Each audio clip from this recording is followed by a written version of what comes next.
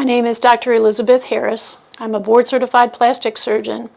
Some of you may be considering cosmetic surgery of the breast, and I'm going to be discussing different options available to you for this type of procedure. The different procedures include a breast implant, also called breast augmentation, as well as a breast lift, also called a mastopexy, and breast reduction, and I'm going to discuss each of these. Why do women want to have cosmetic surgery of the breast? Frequently, the reason is after children and after breastfeeding, the breasts begin to sag and have lost a lot of the volume that women used to have before that process was done. So there are different options available to patients that are concerned about the appearance after breastfeeding, whether their breasts are too small, whether a woman's breasts have begun to sag, as well as if they're too large. I'm going to start off talking about breast implants. Breast implants are performed with a board-certified plastic surgeon, and the different options that a woman has include the size, the incision, as well as silicone versus saline, and I'm going to talk about each of these factors. First and foremost, breast implantation surgery and breast surgery in general should be very natural. They should not look too large. They should not look as though they don't belong on a woman's body. And a good plastic surgeon should accomplish the goal of very natural, aesthetic, youthful results. And one of the important factors is choosing the size of the implant. And again, choosing an implant size that is proportional to a woman's body. Essentially, if a woman's breastfed and she's lost the volume of her breast, how do we choose a size that would just basically replace something that was present when she was younger? And that's one of the factors that I discuss in great detail. And how I do that is by measuring a woman's breast, having her try on different size implants. And she looks at herself with different clothing in the mirror and allows herself to choose a size that she thinks will meet her needs. And after that, I go through my qualification process in regard to how do I choose the size, and I tell the patient exactly what type of implant I would use and what the volume would be, so that the night before surgery she's not lying in bed with her eyes wide open, worried about whether a surgeon has thoroughly understood what she does want. So that type of decision-making process should be done beforehand, again, for patient satisfaction. The incision. With silicone implants, most commonly the incision is underneath the crease of the breast. And the silicone implant is, as I have in my hands, it's a pre-filled implant, and it has a very soft, natural feel to it. But because it comes pre-filled, we have to make the incision at the base of the breast to accommodate the size of the implant. And from that standpoint, the saline implant does not come pre-filled. And so what we're able to do is roll the implant up before placing it in the pocket and filling it once it's in place. So we can use a saline incision of approximately 1 inch, whereas a silicone implant incision is sometimes 2.5 to 3 inches in length. From that same standpoint, we have controversies in regard to the silicone implants that were at a height during the 1990s. Silicone implants now are able to be used freely for patients considering breast augmentation. They have a very soft, natural feel, and they are an excellent choice for breast augmentation procedures. From that standpoint, the silicone implants have gone under incredible scrutiny, and for them to be brought back on the market shows that they are a very safe product.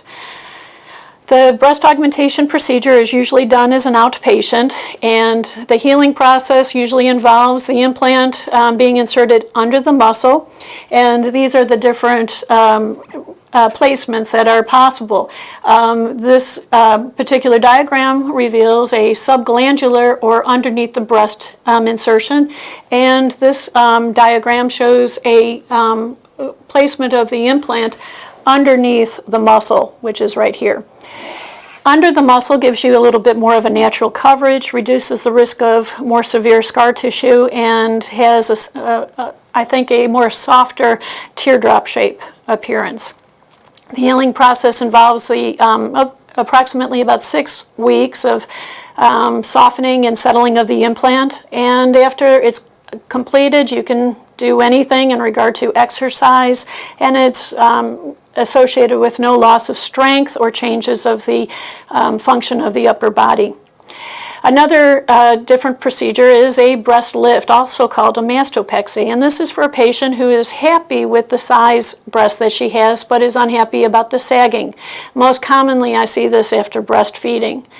With women that have lowering of the implant, or lowering of the nipple, the nipple when it drops down to the lower pole of the breast with sagging of the breast involves a tightening procedure. The nipple is brought up to a higher percure position, the skin is tightened, and the loss of fullness superiorly may be corrected if a woman has enough breast tissue. Some women do not have enough breast tissue of the upper breast, and we can combine a small implant with the mastopexy surgery to tighten and give women a perkier, rounder, more youthful appearance.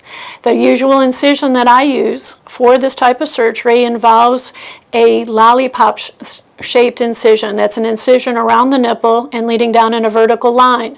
Some other incisions involve an incision underneath the crease of the breast, and I do not do that procedure except if somebody has had massive weight loss. So it is very possible to do breast lifting procedure with more limited scars and with a very pretty soft contour. Finally, breast reduction surgery can also be done if a woman has breasts that are too large, causing her back, neck, and shoulder problems. And reducing the breast, bringing the breast into a, again, perkier position, rounding the breast so it has a very aesthetic, youthful appearance is possible. And in my practice, I'm able to do that usually, again, with the lollipop-shaped scar. The incision underneath the crease of the breast can be done in more serious, larger breasted patients, and some plastic surgeons do it with different techniques.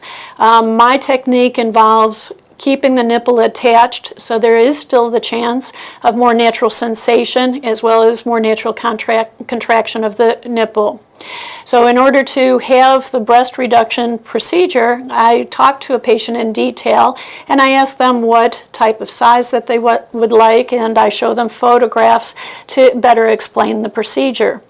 All of these procedures are performed in a hospital operating room, usually as an outpatient, and I also have a board-certified anesthesiologist that does my anesthesia. Safety is always a big factor in choosing a plastic surgeon. That considers safety as the primary choice is very, very important. The plastic surgery process involves sometimes having to choose a plastic surgeon in your area and to contact the American Board of Plastic Surgery in your website would be helpful. My name is Dr. Elizabeth Harris. I practice in San Antonio, Texas, and my website is eharrismd.com, and my phone number is 210-545-4848.